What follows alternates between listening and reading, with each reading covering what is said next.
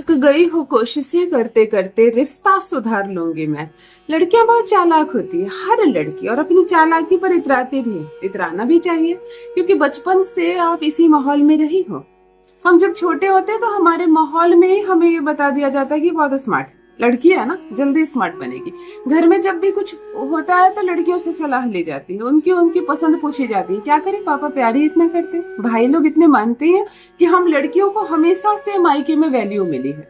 आपसे एक बार पूछ लिया जाता है ये चीज लानी है या नहीं लानी है। घर में कोई ओकेजन है, पार्टी है, इसकी हर एक चीज औरतों से पूछी जाती है घर में।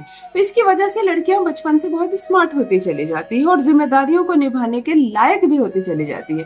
उसको बाजार का और घर का दोनों का अनुभव होता है, जबकि लड़कों को बाजार का तो अनुभव होता है, घर का नहीं। लड़कियों को ये भी मालूम है कि राशन कितना महंगा, और ये भी मालूम है कि कितना पकाना है ना। तो लड़कियों को शुरू से बहुत मजबूत बनाया जाता है, स्पेशली मायके में उसको डबल ट्रेनिंग दी जाती है कि अपनी जिंदगी तो जीना कैसे और दूसरों के घर को संभालना कैसे। और इतनी सुंदर ट्रेनिंग के साथ जब वो ससुराल जाती है तो वहां उसकी कोई कदर नहीं। बात बात पर उसको कहा जाता है तुमको कुछ नहीं आता, तुम्हें कुछ नहीं आता। क्या सिखाया तुमने बचपन से, कहा क्या तुम्हारी पढ़ाई लिखाई, यही सिखाया तुम्हारे पिता ने, यही सिखाया तुम्हारी माँ ने। और तुम्हें सोचने में लग जाता है कि मैंने कितना कुछ सीखा और यहाँ आकर शून्य हो गई। ये स्ट्रेटेजी है ससुराल वालों की। कुछ ससुराल वाले, कुछ लोग तो बहुत खुश होते हैं अपनी बहू को पाकर, कहते हैं हमारी बहू बहुत पढ़ी लिखी, बहुत स्मार्ट है, पूरे घर को संभाल लिया, हम निश्चिंत हो गए। जब से हमारे बेटे की शादी हुई हम निश्चिंत हो गए, बेटा हमारा उतना समझदार नहीं, बहू है। ये घर फलता भी बहुत है, पनपता भी बहुत है। लेकिन जहां पर बहू की कद्र नहीं होती, पत्नी की कद्र नहीं होती, तुम रो रही हो, सिसक रही हो, कुछ बोल रही हो, कुछ मांग रही हो, किसी को कुछ नहीं पड़ी, कोई तुमको पसंद नहीं करता, कोई तुमसे बात नहीं करता, कोई तुम्हारा सम्मान नहीं करता, इस ससुराल में कैसे जियोगी, कैसे बिताओगी अपना जीवन। ससुराल वाले बात करे ना करे, माने ना माने, सम्मान दे ना दे, अगर पति तुम्हारे साथ खड़ा है, पति तुमसे प्रेम करता है, तुम्हारी इज्जत करता है, तुम्हारा सम्मान करता है, तुम्हारी वैल्यू समझता है, तो फिर कहीं ना कहीं आधा दुख तुम्हारा वैसे भी खत्म हो जाता है कि नहीं चलो ठीक, कोई बात नहीं, कोई नहीं है, मेरा पति तो है। लेकिन तब सब समस्या तब शुरू होती है जब पति ही तुम्हारा नहीं, जिसके भरोसे अपना घर छोड़ दिया, पिता को छोड़ दिया, संसार छोड़कर आई हो, वही तुम्हारा नहीं, उसको तुम्हारी कुछ नहीं पड़ी। प्यार करना और करीब आना और संबंध बनाना बहुत दूर की बात है, वो तुम पर विश्वास भी नहीं करता। एक कप चाय तक तुम्हारे साथ बैठकर पीना नहीं चाहता, कहीं मार्केट नहीं जाता तुम्हारे साथ, कहीं रिश्तेदारों के पास नहीं जाता। जीवन कट रहा है, गुजर रहा है, और टॉक्सिक हो गया है ससुराल का माहौल, यहाँ रहना मुश्किल हो गया है। लग रहा है शनि को सुधारू कि मंगल को सुधारू, गुरु नीच हो गया या शुक्र खराब हो गया, ग्रहों की कोई जानकारी है नहीं तुम्हें। कभी कुछ उपाय देख कर लिया, कभी कुछ उपाय देख कर लिया, और हालात जस के तस। मेरी बहनों, जब बहुत ज्यादा परेशान हो जाओ अपने जीवन में और दाम्पत्य सुख मिलना मुश्किल हो जाए, पति विरोधी की भाषा बोले और बदनाम कर दे तुम्हें, झगड़ालू तुम्हें करार कर दिया जाए, यहाँ भी तुमसे लड़ाई होती है और मायके तक ये खबर चली गई है कि तुमसे पति तुम्हारा प्यार नहीं करता, तुम्हारी वैल्यू कम होती जा रही है, समझ में नहीं आ रहा अब सब कुछ ठीक कैसे होगा, समझ में नहीं आ रहा कि क्या मैं इन सब को बदल पाऊंगी। तब रोना नहीं है, घबराना नहीं है, आकर्षण बढ़ेगा, ग्रह मजबूत होंगे, सारे ग्रह तुम्हारे फेवर में होंगे और पति तुम्हारी पल्लू से बंधा रहेगा। एक गिलास पानी तक तुमसे पूछ कर पिएगा, कदमों में झुककर अपने किए की माफी ना मांगे तो कहना। और यही ससुराल जहाँ केवल तुम्हारी शिकायतें चल रही हैं, वही ससुराल जहाँ कोने कोने में तुम्हारी ही तारीफों की गूंज गूंजेगी। तुम्हारा पति तुमसे प्यार भी करेगा, बात भी करेगा, सम्मान भी करेगा, तुम्हारी मुट्ठी में भी होगा। जान लीजिए प्रथम मैं कौन हूँ। नमस्कार मित्रों, मैं हूँ खुशबू सिंह। बहुत स्वागत, बहुत अभिनंदन आप सबका हमारे चैनल ज्योतिष ज्ञान में। कैसे हैं आप और घर में सब कैसे हैं? मेरे कमेंट सेक्शन में जय माता दी, हर हर महादेव अवश्य लिखें, अपनी खैरियत मुझे जरूर बताएं। पढ़ती हूँ हाथ की रेखाएं, पढ़ती हूँ जन्म कुंडली, आप कुछ ना कहे तो आपका चेहरा भी पढ़ लेती हूँ। करम है, कृपा है ऊपर वाले की, प्रेम है आप सबका।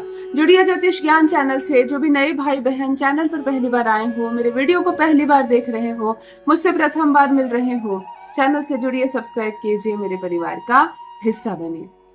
दिल नहीं टूटने दें, एक भी घर नहीं टूटने दें। यकीन मानिए, रिश्ता कितना भी खराब क्यों ना हो गया हो, सब कुछ ठीक हो जाएगा, सब कुछ सामान्य हो जाएगा। नहाने के पानी में आधा ढक्कन गुलाब जल।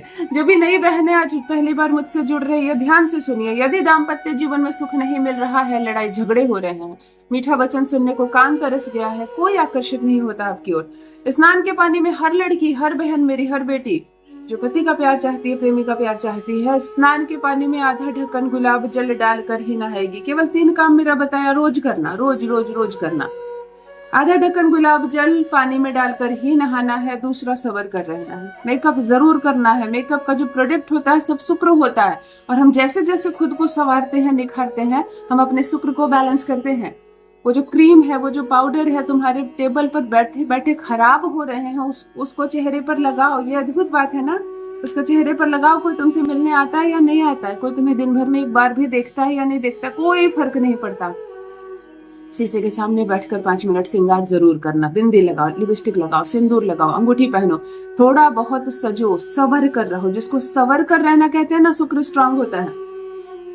और तीसरी बात है, अपना रोना किसी को नहीं रोना है, किसी को अपना फटे हाल नहीं बोलना है, मेरा पति हो गया, वो हो गया, मुझे कोई नहीं मानता है, रो रही हो स्थिति नहीं। मुस्कुरा कर रहा करो, सवर कर रहा करो, सज कर रहा करो, रंगीन सुंदर कपड़े पहनो। आधे ग्रह तो आप ही बैलेंस कर दोगी, बाकी आधा मैं सुधार दूंगी। घबराना नहीं है, परेशान नहीं होना है, थकना नहीं है। एक लोहे की अंगूठी बनानी है अपने साइज की। शनिवार को मत ले आना लोहे की अंगूठी, कोई अन्य दिन पहले ही खरीद के ले आना। आराम से लोहे की अंगूठी मिल जाती है, उसको अपने साइज का करवा लेना। किस उंगली में पहननी है? इस उंगली में, कनिष्ठा उंगली के बगल वाली उंगली में लोहे की अंगूठी पहननी है, तो उसने साइज का बढ़िया सा एक लोहे का छल्ला बनाकर ले आना।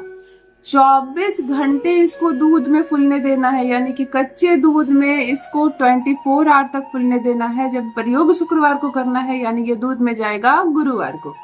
थोड़े से कच्चे दूध में नमन करके, प्रणाम करके लोहे के छल्ले को आप पानी में फूलने दे दोगी, और शुक्रवार को इसको निकाल कर धो लेना, पूजा रूम में रख लेना। जैसे पूजा पाठ आदि से निवृत्त हो जाती हो जाना। इस लोहे के छल्ले को यथा विधि पूजन करना, लाल रोली का टीका लगाना, अक्षत देना, नमन करना, प्रणाम करना, धूप दीप दिखाना, और इस अंगूठी को हाथ में लेकर आंखें बंद करके पति की अनुभूति करना, उसको देखने का प्रयास करना। उसका चेहरा दिखने लगे तो अपने मन की बात कहना, जो चाहती हो जीवन में तुम्हारे साथ हो वो बात कहना, और ह्लीम मंत्र का ओम ह्लीम ओम ह्लीम ओम ह्लीम मंत्र का 108 बार जप कर लेना, और अंगूठी धारण कर लेना 43 डे के लिए। 43 दिनों तक पति के नाम से अगर आप इस उंगली में ह्लीम मंत्र से प्रभावित करके, उसको आकर्षित करके, उसको चार्ज करके इस अंगूठी को अगर इस उंगली में पहन लेती हो, और 43 डेज तक पहनेंगे, प्यार तुम्हारे कदमों में न झुके तो कहना।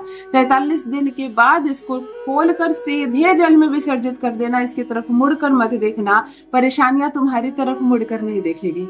सब कुछ ठीक हो जाएगा, यकीन मानो सब कुछ बहुत सुंदर हो जाएगा। पति तुम्हारे प्यार में पागल ना हो जाए तो कहना। करके देखें, अपना अनुभव मेरे साथ भी अवश्य साझा करें। बहुत बहुत धन्यवाद।